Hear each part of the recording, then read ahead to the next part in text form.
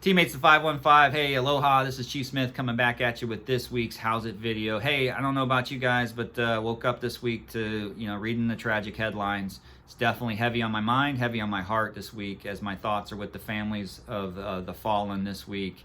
It's got me thinking about this term service. What does it mean to serve?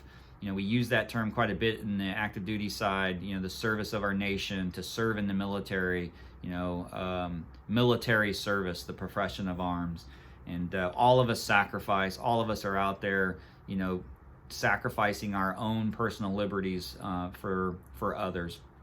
And so I think the president summed it up best this week at his press conference, our commander-in-chief, where he said the lives that we lost were in the service of liberty, in the service of security, in the service of others, and the service of America, end quote. And so, what does this mean to serve our country? These ideals, these inalienable rights that we hold so true to ourselves of who we are as Americans, this pursuit, the life, liberty, and the pursuit of happiness, and we're willing to die for others and our fellow American citizens to get home and have those same inalienable rights. And I think that's an admirable culture, and I think at the end of the day, we'll prove that America is, we mean what we say. So hopefully you guys are as proud I am, watching the sacrifices of our teammates and what they're doing, Herculean efforts out there under some crazy conditions, and they're getting it done. And so I believe that the history will show,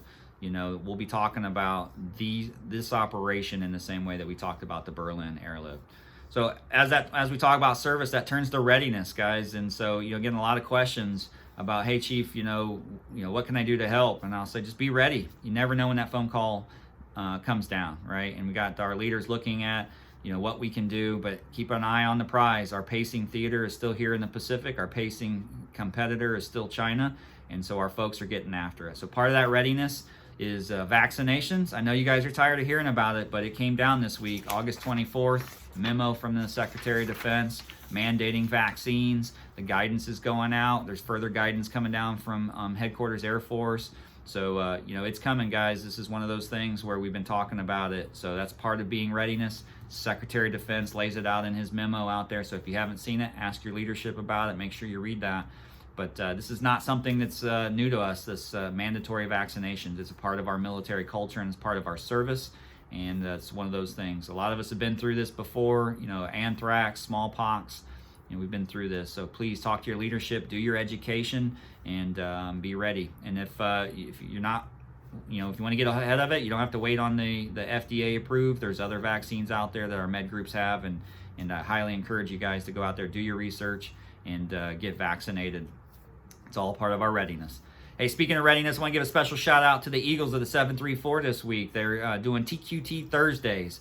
You imagine how hot and muggy it is in Guam for those folks to be out there putting on the mop gear, doing some basic functions, getting after their mission in mop gear. Awe-inspiring to see the pictures come through this week and see them keeping their eye on the prize and being ready for what it's going to be like with a near-peer fight. So definitely thumbs up and a shaka to you guys as you're getting after your readiness in the Guam while having an unprecedented year. You guys have done nothing but phenomenal things, helping with Chairman of Joint Chiefs level exercises, combatant command level exercises. So good job, guys. Appreciate it.